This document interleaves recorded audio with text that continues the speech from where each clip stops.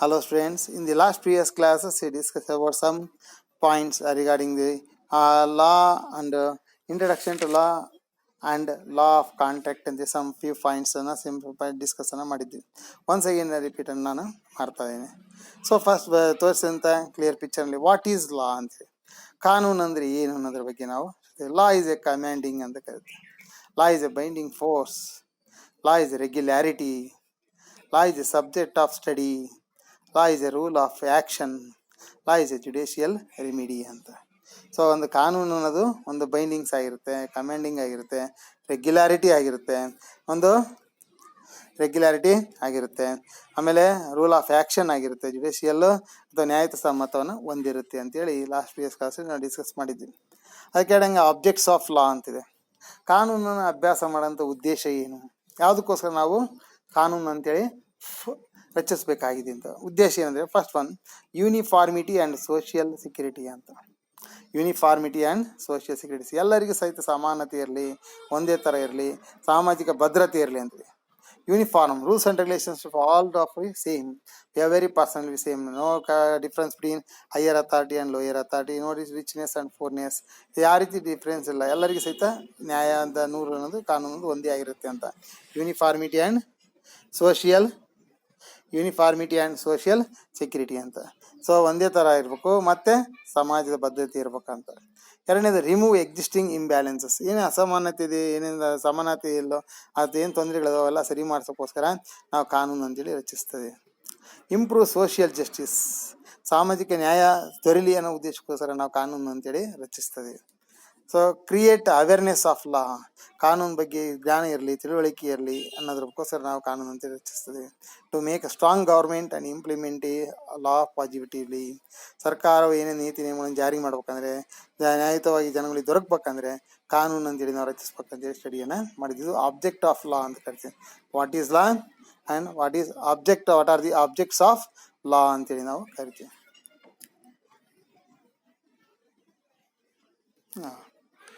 ಈಗ need for law ಅಂತ, ಲಾ ಎದಕ್ಕೆ ಬೇಕು ನಮಗೆ ಅಂತೇಳಿ ಜನರಲ್ ಕ್ಯಾಪ್ಷನ್ಸ್ ಅನ್ನು ಹೇಳಿದಾನೆ. ಇಗ್ನೋರಿಟಿಯಸ್ ಜುರಿಸ್ ನಾನ್ ಎಕ್ಸ್ಕ್ಯೂಸಟ್ ಅಂತ, ಅಂದರೆ ignorance of law is no excuse ಅಂತ ಕರಿತೀವಿ. ಕಾನೂನು ಗೊತ್ತಿಲ್ಲ ಅಂತೇಳಿ ನಾವು ಯಾವ ರೀತಿ ಬೇಕು ಆ ರೀತಿ ಇರಂಗಿಲ್ಲ. ನೀವು ಲೆಫ್ಟ್ ಸೈಡ್ ಹೋಗ್ಬೇಕು, ರೈಟ್ ಸೈಡ್ ಬರಬೇಕು, ಸಿಗ್ನಲ್ಗಳಿಗೆ ಯಾವ ಸಿಗ್ನಲ್ ಅದೋ ಸಿಗ್ನಲ್ಸನ್ನು ಫಾಲೋ ಮಾಡಬೇಕು, ಗೋರ್ಮೆಂಟ್ ರೂಲ್ಸ್ ಏನೇನು ಫ್ರೀಕ್ವೆಂಟಾಗಿ ಏನೇನು ಪ್ರಾಕ್ಟೀಸನ್ನು ಜಾರಿ ಮಾಡ್ತದೆ ಅನುಸರಿಸಲೇಬೇಕಾಗತ್ತೆ. ನನಗೆ ಕಾನೂನು ಗೊತ್ತಿಲ್ಲ ಮಾಡಿಲ್ಲ ಅಂತ ಹೇಳಿದ್ರೆ ಯಾರು ಕೇಳಲ್ಲ. ಕೆಲವೊಂದು ನಿಯಮ ನೀತಿಗಳನ್ನು ನಾವು ತಿಳ್ಕೊಂಡಿರಲೇಬೇಕಂತ. Ignorance of law is no excuse ಅಂತ ಕರಿತೀವಿ. ಹೇಳ ನೋಡಿ ಒಂದು ಸ್ಲೋಗನ್ಸ್ನ, ಇಗ್ನೋರೇಷಿಯಾ ಜುರಿಸ್ ನಾನ್ ಎಕ್ಸ್ಕ್ಯೂಸೇಟ್ ಅಂತ. ಅಂದರೆ ignorance of law is no excuse. ನನಗೆ ಗೊತ್ತಿಲ್ಲ ಕಾನೂನು ಅಂತ ಅನ್ನಂಗಿಲ್ಲ. ಗೊತ್ತಿಲ್ಲ ಕಾನೂನು ಅಂತೇಳಿ ಯಾರಿಗೆ ಹೋಗಿ ಒದ್ದು ಬಂದರೆ, ಯಾರಿಗೂ ಬೈದು ಬಂದರೆ, ಮರ್ಡರ್ ಮಾಡಿದರೆ ಅದಕ್ಕೆ ಯಾವುದೇ ಎಕ್ಸ್ಕ್ಯೂಸನ್ನು ಮಾಡಲೇ ಇಲ್ಲ. ಮರ್ಡರ್ ಮಾಡಿದ್ರೆ ನನಗೆ ಗೊತ್ತಿದ್ದಿಲ್ಲ, ಸುಪಾರಿ ಕೊಟ್ಟರೆ ನನಗೆ ಗೊತ್ತಿದ್ದಿಲ್ಲ, ರೇಪ್ ಮಾಡಿದ್ರೆ ನನಗೆ ಗೊತ್ತಿದ್ದಿಲ್ಲ, ಕಿಡ್ನಾಪ್ ಮಾಡಿದ್ರೆ ಗೊತ್ತಿದ್ದಿಲ್ಲ ಅಂತ ಯಾವುದೇ ಕಾನೂನಲ್ಲಿ ಹೇಳಂಗಿಲ್ಲ.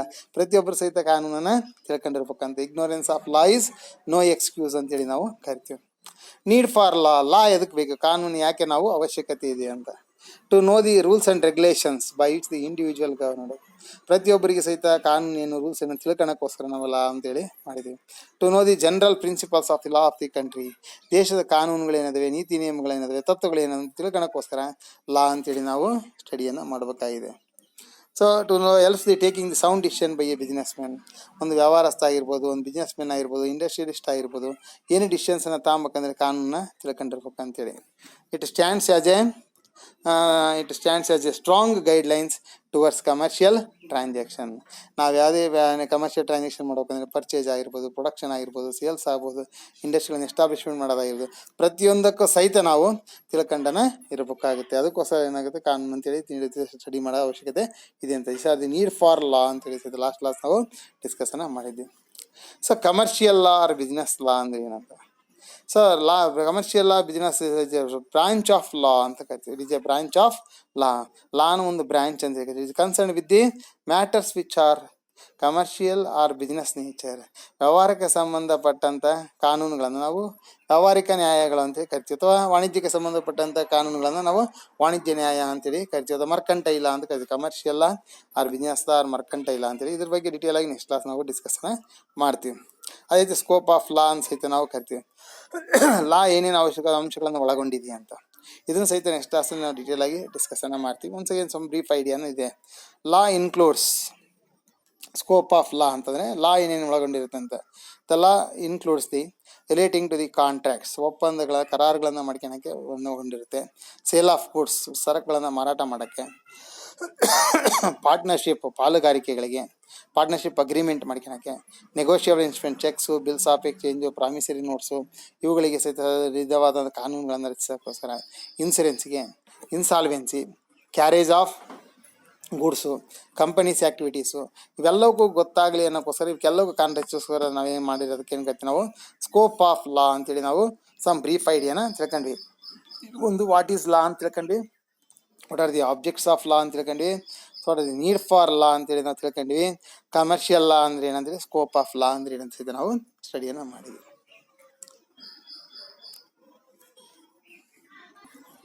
ಈಗ meaning and definitions of law ಅಂತೇಳಿ ನಾವು ಲಾಸ್ಟ್ ಕ್ಲಾಸ್ನಲ್ಲಿ ಡಿಸ್ಕಸ್ ಮಾಡಿದ್ವಿ. ಒನ್ಸ್ ಅಗೇನ್ ಇಲ್ಲಿ ಗೊತ್ತಾಗಲಿ ಅಂತ ರಿಪೀಟ್ ಮಾಡೋಕ್ಕೋಸ್ಕರ, ರಿವಿಷನ್ ಮಾಡೋಕ್ಕೋಸ್ಕರ ನಾನು ಬ್ರೀಫ್ ಆಗಿ ಒನ್ಸ್ ಅಗೇನ್ ಡಿಸ್ಕಸನ್ನು ಮಾಡ್ತೇನೆ. Definition and meaning of law ಅಂತೇಳಿ ನಾವು ಕರಿತೀವಿ. In the words of Austin ಅಂತೇಳಿ ಒಂದು ಡೆಫಿನೇಷನ್ಸ್ ನೀಡಿದ್ದು ಲಾಸ್ಟ್ ಕ್ಲಾಸಲ್ಲಿ ನಾವು ಡಿಸ್ಕಸ್ ಮಾಡಿದ್ವಿ. A law is a rule of conduct imposed and enforced by the sovereign. ಕಾನೂನು ಅನ್ನೋದು ಸಾರ್ವಭೌಮತ್ವ ಇದ್ದಂಗೆ, ಇದು ಕಾನೂನು ರೂಲ್ಸ್ ಇದ್ದಂಗೆ, ನಿಯಮಗಳಿದ್ದಂಗೆ, ಇದನ್ನು ಪ್ರತಿಯೊಬ್ಬರು ಸಹಿತ ನಾವು ಅನುಸರಿಸ್ಬೇಕಂತೀವಿ. Law is a rule of conduct imposed and enforced by a sovereign ಅಂತ ಹೇಳ್ತಾರೆ. ಅಕಾರ್ಡಿಂಗ್ ಟು ದಿ ಸಾಲ್ಮೆಂಟ್ ಅಂತ ಒಂದು definition, law is the body of principles recognised and applied by the state in the administration of the justice ಅಂತ.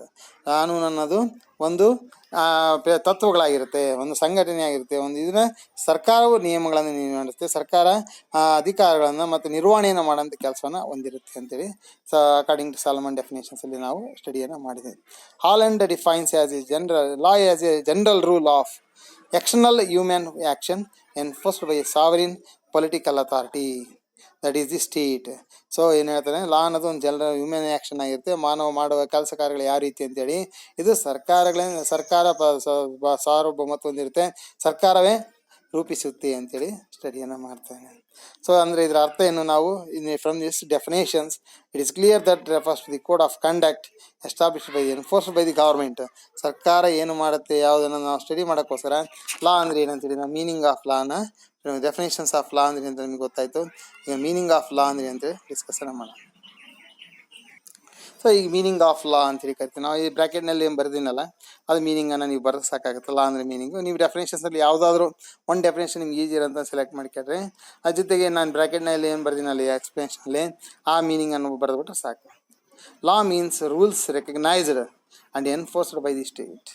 ಲಾ ಯಾರು ಮಾಡ್ತಾರೆ, ಸರ್ಕಾರ ಮಾಡ್ತಾರೆ, state ಅಂದರೆ ಗೌರ್ಮೆಂಟ್ ಅಂತ. ಲಾ ಮೀನ್ಸ್ ಇದೆ rules recognized by the enforced by the state for regulating the rights and obligations of the people, for securing the justice, peaceful of living and social securities. ಕಾನೂನನ್ನು ಸರ್ಕಾರ ರಚಿಸುತ್ತೆ. ಯಾಕಂತಂದರೆ ಒಂದು ನ್ಯಾಯಯುತ ಸಂಬಂಧ ಇರಲಿ, ನ್ಯಾಯಯುತವಾಗಿರಲಿ, ಸಮಾನತೆ ಇರಲಿ, ಶಾಂತಿಯುತ ಜೀವನ ನಡೆಸಲಿ, ಆಮೇಲೆ ಸಾಮಾಜಿಕ ಭದ್ರತೆ ಇರಲಿ ಅಂತೇಳಿ ಅನ್ನೋ ಉದ್ದೇಶಕ್ಕೋಸ್ಕರ ಕಾನೂನು ಅಂತೇಳಿ ಮಾಡುತ್ತೆ ಅಂತ. Law means the rules recognised by and enforced by the state. ರೂಲ್ಸನ್ನು ರೆಕಗ್ನೈಸ್ ಮಾಡೋದು, ಅಂಗೀಕರಿಸೋದು, ಇಂಟ್ರೊಡ್ಯೂಸ್ ಮಾಡೋದು ಸರ್ಕಾರ ಆಗಿರುತ್ತೆ. ಫಾರ್ ರೆಗ್ಯುಲೇಟಿಂಗ್ ದಿ ಯಾಕೋಸ್ಕರ rights and obligations of the people. ಜನರ ಹಕ್ಕುಗಳೇನು, ಕರ್ತವ್ಯಗಳೇನು, ಹೊಣೆಗಾರಿಕೆಯನ್ನು ತಿಳ್ಕೊಳ್ಳೋಕ್ಕೋಸ್ಕರ ಮಾಡಿದಿರೋಂಥದ್ದು. ಉದ್ದೇಶ ಏನಂದರೆ ಫಾರ್ ಸೆಕ್ಯೂರಿಂಗ್ ಜಸ್ಟಿಸ್, ನ್ಯಾಯ ಸಿಗಲಿ ಅಂತೇಳಿ. ಪೀಸ್ಫುಲ್ ಆಫ್ ಲಿವಿಂಗ್ ಅಂತೇಳಿ, ಶಾಂತಿಯುತವಾಗಿ ಜೀವನ ನಡೆಸಲಿ ಅಂತೇಳಿ. ಮತ್ತು ಸೋಷಿಯಲ್ ಸೆಕ್ಯೂರಿಟಿ, ಸಾಮಾಜಿಕ ಭದ್ರತೆಗೋಸ್ಕರ ಕಾನೂನನ್ನು ಮಾಡಿರೋಂಥದ್ದು. So law means the rules recognised and enforced by the state for regulating the rights and obligations of the people, for securing justice, peaceful living and social security ಅಂತೇಳಿ ನಾವು ಕರಿತೀವಿ. ನಾನು the meaning and definitions of law. What are the characteristics or natures of law. Characteristics of the nature of law ಅಂದರೆ ಏನಂತೇಳಿ ನಾವೀಗ ಡಿಸ್ಕಸನ್ನು ಮಾಡೋಣ. So the nature or the characters of law points ಈಗ ಮೀನಿಂಗ್ ಡೆಫಿನೇಷನ್ಸ್ ಹಿಡಿದು 1 by 1 points wise ಹೇಳ್ತಪ್ಪ ಅಂದರೆ nature or characters of law ಅಂತ ಕರಿತೀವಿ. Law is a code of conduct relating to human action. ಕಾನೂನು ಅನ್ನೋದು ಮಾನವನಿಗೆ ಸಂಬಂಧಪಟ್ಟದ್ದು, ಮಾನವನ ನಿರ್ವಹಣೆಯ ಕೆಲಸಗಳಿಗೆ ಸಂಬಂಧಪಟ್ಟಂಥದ್ದಂತೆ ನಾವು ಕರಿತೀವಿ. ಕಾನೂನು ಅನ್ನೋದು ಮಾನವ ನಿರ್ವಹಣೆಗೆ ಸಂಬಂಧಪಟ್ಟದ್ದು, ಮಾನವ ಕೆಲಸ ಕಾರ್ಯಗಳಿಗೆ ಸಂಬಂಧಪಟ್ಟದ್ದು ಅಂತೇಳಿ ನಾವು ಕರಿತೀವಿ. Law attempts to regulate external action of the human being. ಮನುಷ್ಯನ ಯಾವುದೇ ವರ್ಕ್ಗಳನ್ನು, ದಿನನಿತ್ಯ ಕೆಲಸಗಳನ್ನು ಹೊರಗಡೆ ಮಾಡೋಂಥ ಕಾರ್ಯಗಳಿಗೆ ಅದು ಸಂಬಂಧಿಸಿರುತ್ತೆ ಅಂತ. ಅಂದರೆ ಕಾಂಟ್ರಾಕ್ಟ್ಸ್ ಆಗಿರ್ಬೋದು, ಅಸೋಸಿಯೇಷನ್ ಆಗಿರ್ಬೋದು, ಡೀಲಿಂಗ್ಸ್ ಆಗಿರ್ಬೋದು, ಆಮೇಲೆ ರಿಲೇಷನ್ಶಿಪ್ ವಿತ್ ಅದರ್ಸ್ ಆಗಿರ್ಬೋದು, ವಿತ್ ಸ್ಟೇಟ್ ಗೌರ್ಮೆಂಟ್ ಮೂಲಕ ಮಾಡೋದಾಗಿರ್ಬೋದು, ಒಪ್ಪಂದ, ಕರಾರುಗಳು, ಸಂಘ ಸಂಸ್ಥೆಗಳು ಏನೇ ಮಾಡ್ಕೊಳ್ಳೋದು ಸಹಿತ ಕಾನೂನನ್ನು ಒಳಗೊಂಡಿರುತ್ತೆ ಅಂತ. Law is recognised and enforced by the state. ಕಾನೂನನ್ನು ಅಂಗೀಕರಿಸೋದು ಮತ್ತು ಕಾನೂನನ್ನು ಇಂಟ್ರೊಡ್ಯೂಸ್ ಮಾಡೋದು ಸರ್ಕಾರನೇ ಆಗಿರುತ್ತೆ, ಗೌರ್ಮೆಂಟೇ ಅಂತೇಳಿ ನಾವು ಕರಿತೀವಿ. It is enforced by the state on the people. ಯಾರ ಮೇಲೆ ಕಾನೂನು ಮಾಡುತ್ತೆ? ಜನರ ಮೇಲೆ ಕಾನೂನನ್ನು ಮಾಡುತ್ತೆ. ಜನರ ಮೇಲೆ ಅದು ಕಾನೂನು ಮಾಡೋಂಥದ್ದು. ಯಾಕೆ ಜನರಿಗೆ ಮೇಲೆ ಕಾನೂನನ್ನು ಮಾಡುತ್ತೆ ಅಂದರೆ ಸೋಷಿಯಲ್ ಜಸ್ಟಿಸ್ ಇರಲಿ ಅಂತೇಳಿ, ಪೀಸ್ಫುಲ್ ಲಿವಿಂಗ್ ಇರಲಿ ಅಂತೇಳಿ, ಸೋಷಿಯಲ್ ಸೆಕ್ಯೂರಿಟಿ ಇರಲಿ ಅನ್ನೋಕ್ಕೋಸ್ಕರ ಮಾಡೋಂಥ ಉದ್ದೇಶ ಆಗಿರುತ್ತೆ. So law is always remain supreme ಅಂತ ಕರಿತೀವಿ. ಲಾ ಅನ್ನೋದು ಸಾರ್ವಭೌಮಿತ್ವಾಗಿರುತ್ತೆ, ಅದೇ ಸುಪ್ರೀಮ್ ಆಗಿರುತ್ತೆ. ಎಲ್ಲರೂ ಅದಕ್ಕೆ ತಲೆ ಬಾಗಲೇಬೇಕು ಅಂತೇಳಿ ನಾವು ಕರಿತೀವಿ. Every one person follow this rule of law ಅಂತೇಳಿ ನಾವು ಕರಿತೀವಿ. ಸೊ ಲಾ ಅಂತಂದ್ರೆ ನಾವು there is no discrimination without discrimination of the all. ಎಲ್ಲರಿಗೂ ಸಹಿತ ಕಾನೂನು ಒಂದೇ ಆಗಿರುತ್ತೆ. ಆಲ್ ಆರ್ ಈಕ್ವಲ್ ಅಂತೇಳಿ ಸಹಿತ ನಾವಿಲ್ಲಿ ಸ್ಟಡಿಯನ್ನು ಮಾಡ್ತಿದ್ದೀವಿ. Or the features or nature or characters of law ಅಂತೇಳಿ ಸಹಿತ ಲಾಸ್ಟ್ ಕ್ಲಾಸಲ್ಲಿ ನಾವು ಡಿಸ್ಕಸನ್ನು ಮಾಡಿದ್ದೀವಿ. ಸೊ ನಾವು discuss about the business law or commercial law ಅಂತ ಕರಿತೀವಿ. Business law or commercial law ಅಂದರೆ ಏನು ಅಂತೇಳಿ ನಾವು ಸ್ಟಡಿ ಮಾಡೋದು. ಲಾ ಅಂದ್ರೆ ಗೊತ್ತಿದೆ ನಾವು. ಈಗ ಲಾ ರಿಲೇಟೆಡ್ ಟು ಬಿಸ್ನೆಸ್ ಅಂದ್ರೆ business law or commercial law ಅಂತ ನಾವು ಕರಿತೀವಿ. So definition meaning of business law or mercantile law ಅಂದ್ರೆ ಬಿಸ್ನೆಸ್ ಲಾ ಅಂದ್ರೆ ಒಂದೇ, commercial law or mercantile law. Business law ಅಂದ್ರೆ ಒಂದೇ, ಕಮರ್ಷಿಯಲ್ ಲಾ ಅಂದ್ರೆ ಒಂದೇ, ಮರ್ಕಂಟೈಲ್ ಲಾ ಅಂದ್ರೂ ಒಂದೇ ಅಂತ ಕರಿತೀವಿ ನಾವು. ಇಲ್ಲಿ ಅಕಾರ್ಡಿಂಗ್ ಟು ಸ್ಲೇಟರ್ ಅಂತ ಒಂದು ಡೆಫಿನೇಷನ್ಸ್ ಹೇಳ್ತಾರೆ. Mercantile law is generally used to denote those portions of law which deals with the rights and obligations arising out of transactions between the mercantile persons. So ಇಲ್ಲಿ ಮರ್ಕಂಟೈಲ್ ಆರ್ ಕಮರ್ಷಿಯಲ್ ಲಾ ಅನ್ನೋದು ಒಂದು ಲಾ ಆಗಿರುತ್ತೆ. It is use for dealing with the rights and obligations arising out the transactions between the parties, business persons. So ಇಬ್ಬರು 2 or more business person ಮಧ್ಯೆ ನಡೆಯುವಂಥ ಒಂದು ಕಾನೂನು ನಿಯಮಗಳನ್ನು ನಾವು business law or commercial law ಅಂತೇಳಿ ನಾವು ಕರಿತೀವಿ. Law is business law is a branch of law or commercial law is a branch of law which deals with the rights and obligations arising out of business transactions between the businessmen.